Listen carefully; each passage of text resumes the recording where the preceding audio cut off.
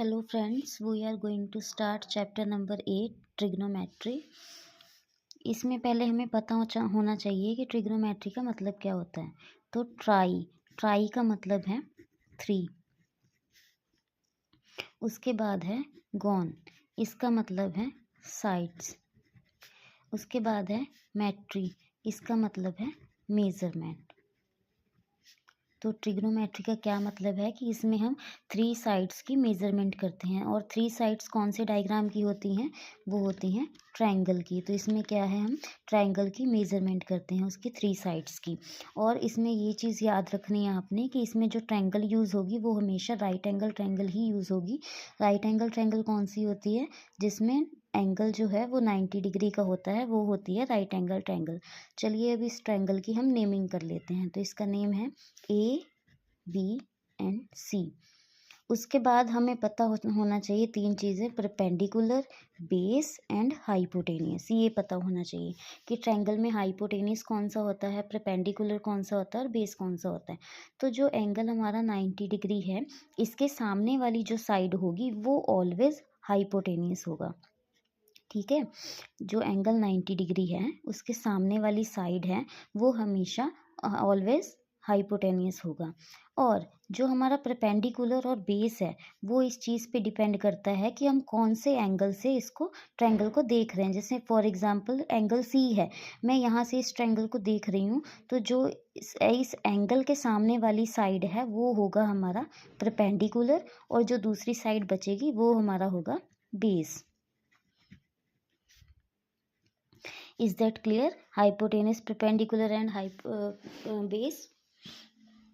चलिए उसके बाद हमें पता होना चाहिए, आपने सुना होगा शायद पाइथागोरस थ्योरम के बारे में। पाइथागोरस थ्योरम क्या होती है, इसका यूज़ हम किस लिए करते हैं? चलिए मैं ही बता देती हूँ। पाइथागोरस थ्योरम का यूज़ हम करते हैं जब हमें ट्रायंगल की कोई भी साइड पता नहीं होती है, अननोन साइड को फाइंड करने के लिए हम पाइथागोरस थ्योरम का यूज़ करते हैं। और पाइथागोरस थ्योरम क्या होती है? Hypotenuse square is equal to base square plus perpendicular square. Hypotenuse square equals to perpendicular square plus B square. This is called Pythagoras theorem. हम इस चैप्टर में हम पाइथागोरस थ्योरम का ही यूज़ करेंगे ट्रायंगल की किसी भी साइड को फाइंड करने के लिए। उसके बाद नेक्स्ट हमें पता होना चाहिए ट्रिग्नोमेट्रिक रेशियोज क्या होती हैं। So we are going to discuss some trigonometric ratios. Perpendicular, base and hypotenuse, हम इन 3 चीज़ों को यूज़ करके ट्रिग्नोमेट्रिक रेशियोज बनाएंगे। इन तीनों को यूज़ करके फर्स्ट ट्रिग्नोमेट्रिक रेशियो बनती है P अपॉन H, सेकेंड बनती है B upon H, third is P upon B, fourth is, इसका इन्वर्स कर दो, आप उल्टा कर दो इसका, H upon P, H upon B, B upon P।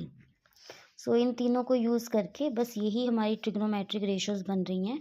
तो अब हम इसकी नेमिंग कर लेते हैं। P अपॉन H, इसको हम कहेंगे साइन थीटा। थीटा एक्चुअली जो ट्रायंगल का एंगल है C, उसको हम नाम दे देते हैं थीटा, इसी को हम थीटा कहेंगे। ठीक है, साइन ऑफ थीटा वो होगा हमारा परपेंडिकुलर अपॉन हाइपोटेनियस। नेक्स्ट है cos theta which is equal to B upon H. B upon H को हम नाम देंगे कॉस थीटा का, पी अपॉन बी को हम नाम देंगे टैन थीटा का। उसके बाद एच अपॉन पी को हम नाम देंगे कॉसिकेंट थीटा। उसके बाद एच अपॉन बी को हम नाम देंगे secant theta, B upon P को हम नाम देंगे कॉट थीटा।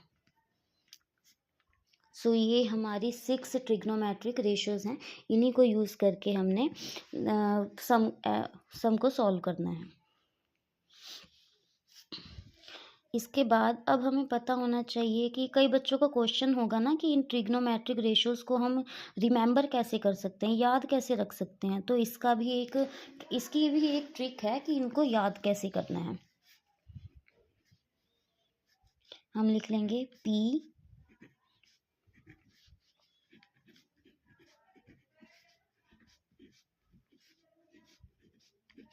इसकी एक ट्रिक है, इसको हम P से कहेंगे पंडित बद्री प्रसाद हर हर बोले सोना चांदी तोले चलो सारे चले। इसका मीन्स क्या है? पी और एच का मतलब क्या है? P upon H. एस क्या रिप्रेजेंट कर रहा है? एस रिप्रेजेंट कर रहा है साइन को, सी रिप्रेजेंट कर रहा है कॉस को, टी रिप्रेजेंट कर रहा है टैन को, और सी रिप्रेजेंट कर रहा है कोसिकेंट को, एस रिप्रेजेंट कर रहा है सीकेंट को, सी रिप्रेजेंट कर रहा है कॉट को। ये सारे थीटाज हैं।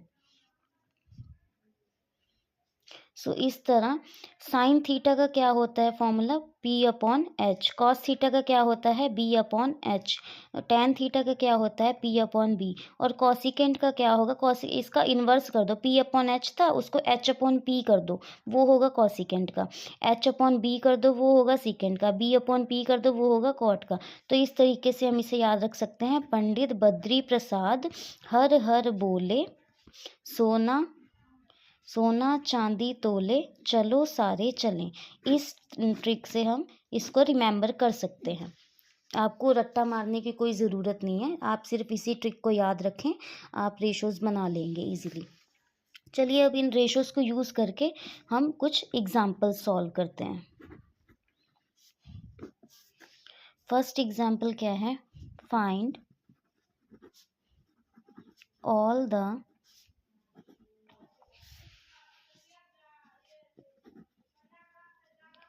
trigonometric find all the trigonometric ratios of angle C। हमारे पास ये एक डायग्राम बना हुआ है, गिवन है ए बी सी। इसमें ए बी की वैल्यू है 5, ए सी की वैल्यू है 13 और बी सी की वैल्यू हमें फाइंड करनी है। ये हमें पता नहीं है, थर्ड साइड फाइंड करनी है। तो अगेन हम इसमें क्या यूज़ करेंगे? Pythagoras theorem. By Pythagoras theorem. वो क्या थी? Hypotenuse square equals to perpendicular square plus B square. इसमें हाइपोटेनियस क्या है? हाइपोटेनियस क्या होता है? जो 90 डिग्री एंगल है उसके सामने वाली साइड हाइपोटेनियस होती है। हाइपोटेनियस कितना है? 13 है। 13 फिल करेंगे, 13 का स्क्वायर। परपेंडिकुलर कितना है? 5। ये एंगल है, इसके सामने वाला परपेंडिकुलर ये होगा ए बी। परपेंडिकुलर की वैल्यू क्या है? 5 का स्क्वायर प्लस बेस का स्क्वायर। बेस हमें पता नहीं है तो उसको हम एज इट इज़ लिख लेंगे। 13 का स्क्वायर कितना होता है? 169।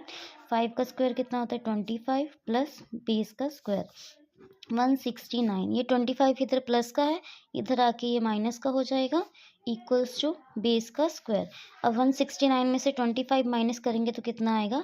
144 इज इक्वल टू बेस का स्क्वायर। अब ये जो स्क्वायर है इधर आके वो क्या बन जाएगा? रूट बन जाएगा। 144 इक्वल्स टू बी, और बी का रूट 144 का रूट क्या होता है? 12। सो बी की वैल्यू हमारे पास कितनी आ गई? 12। बेस हमारे पास कितना आ गया? 12। अब उसने क्वेश्चन में देखो क्या कहा था? उसने क्वेश्चन में कहा था find all the trigonometric ratios. हमें जो सारी ट्रिग्नोमेट्रिक रेशोज थी हमारे पास, sine theta, cos theta, tan theta, cosecant theta, secant theta and cot theta, इन सभी ट्रिग्नोमेट्रिक रेशोज की हमें वैल्यूज फाइंड करनी है। कैसे वैल्यूज फाइंड करेंगे? उनकी ये रेशोज को यूज करके, P upon H, B upon H, P upon B, H upon B, H upon B और बी अपॉन पी, इन सारी रेशोज़ को यूज़ करके हम सभी की वैल्यूज़ फाइंड करेंगे। फर्स्ट फाइंड करते हैं साइन थीटा। साइन थीटा क्या फॉर्मूला होता है? Perpendicular upon hypotenuse. अब इसमें परपेंडिकुलर क्या है हमारा? A B. ए बी लिख लिया। हाइपोटेनियस क्या है? ए सी। ए सी। अब इनकी वैल्यूज़ पुट करेंगे। ए बी की वैल्यू क्या थी? 5। सॉरी, यहाँ पे हम थीटा नहीं लिखेंगे, यहाँ पे हम एंगल सी लिखेंगे, क्योंकि उसने बोला ना कि हमें सारी वैल्यूज फाइंड करनी है trigonometric ratios of angle C. तो यहाँ पे हमारा एंगल थीटा नहीं है, हमारा एंगल जो है वो सी है। सी एंगल को हम यूज़ कर रहे हैं, ठीक है। ए बी की वैल्यू क्या थी हमारे पास? 5, और ए सी की वैल्यू क्या थी हमारे पास? 13। तो ये साइन सी की वैल्यू कितनी आ गई हमारे पास? 5/13। उसके बाद है कॉस ऑफ सी। उसका फॉर्मूला क्या होता है? Base upon hypotenuse. इसमें बेस की वैल्यू कितनी हमने फाइंड की है? 12। तो इसके पहले इसका नेम लिखेंगे। बेस की वैल्यू क्या थी? बी सी, और हाइपोटेनियस क्या था? ए सी। उसके बाद बी सी की वैल्यू क्या थी? 12, और ए सी की वैल्यू क्या है हमारे पास? 13। 12/13। उसके बाद है tan c। tan c क्या होता है? परपेंडिकुलर अपॉन बेस होता है। परपेंडिकुलर कितना है हमारे पास? 5 और बेस कितना है? 12। उसके बाद है कोसिकेंट c। वो क्या होता है हमारे पास? h/p। h/p होता है हमारे पास कोसिकेंट। h की वैल्यू कितनी है? हाइपोटेन्यूज कितना है? 13। परपेंडिकुलर कितना है? 5। कोसिकेंट तक फाइंड कर लिया। अब हम सीकेंट फाइंड करते हैं। सीकेंट और हम उसके बाद क्या फाइंड करना है? Cot C.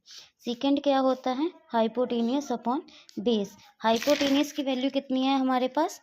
13 है और बेस की वैल्यू कितनी है? 12 है। तो इसकी वैल्यू क्या होगी? 13/12। उसके बाद है हमारे पास कॉट सी। कॉट सी का फॉर्मूला क्या होता है? कॉट सी का फॉर्मूला होता है बेस अपॉन परपेंडिकुलर। बेस की वैल्यू क्या है हमारे पास? बेस की वैल्यू है 12 और परपेंडिकुलर की वैल्यू कितनी है? 5। तो इसकी वैल्यू क्या होगी? 12/5।